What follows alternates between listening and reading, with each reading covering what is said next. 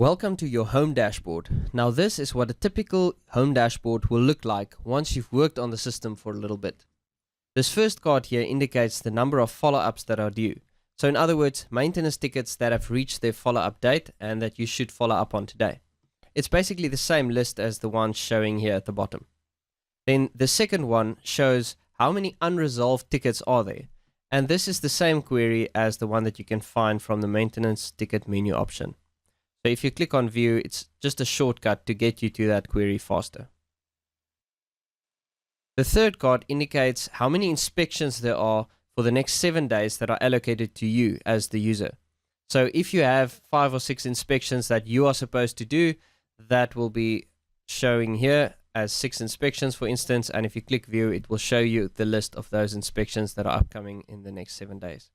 And then lastly, inspection reminders that are due. So in other words, properties that have reminders for inspections that have reached their reminder date. So if I click on that, it will show me that 3 Azalea Close has a reminder set and that is already overdue. So I can create the inspection directly from here.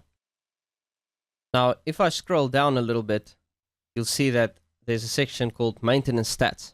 And this is where I can quickly see an overview of the maintenance tickets, the total counts of maintenance tickets for that day, and where I can draw some reports to see what maintenance tickets were resolved in the last 7 or 30 days or opened in the last 7 or 30 days.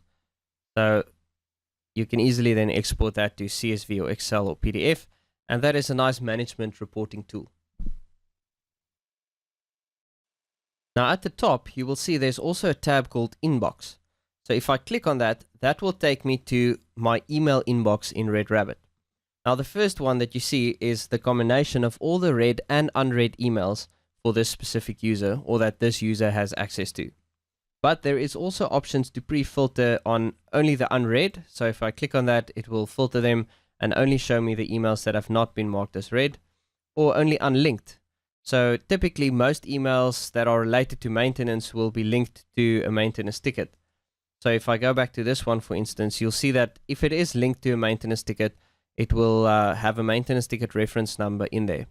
So if I want to view the list of all the unlinked ones, I can just use this filter here.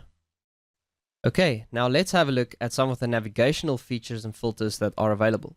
If you open any of the queries, for instance, the maintenance tickets view all, you'll see that most of them have a little arrow drop-down option next to each column header.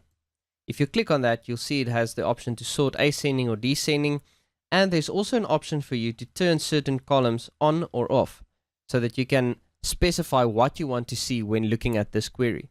So for instance, if I want to take out the landlord name and the status and let's say the comments and instruction, so there's a little bit more space on the screen, and maybe I want to include the close date.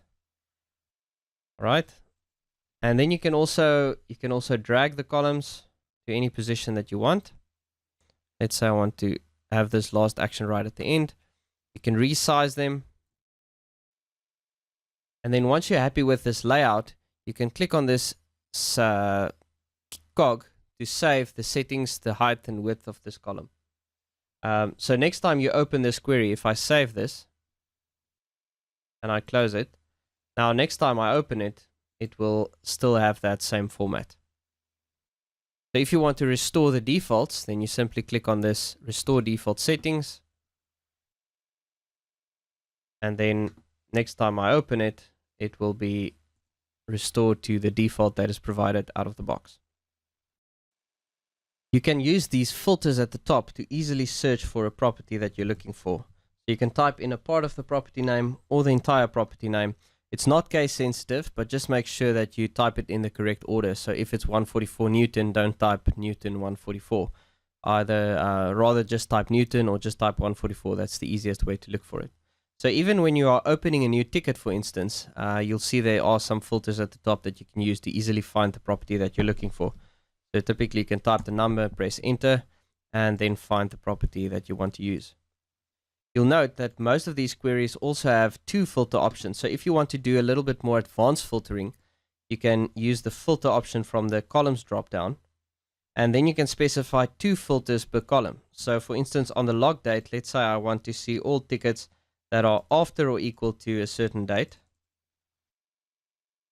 And equal to is before or equal to, let's say, today's date. You can filter on that. And there's the sub list. And then you can also use the other columns filters. So let's say all the ones that are in progress. Well, it's pretty much most of them. And then you can still further search on, the other columns as well.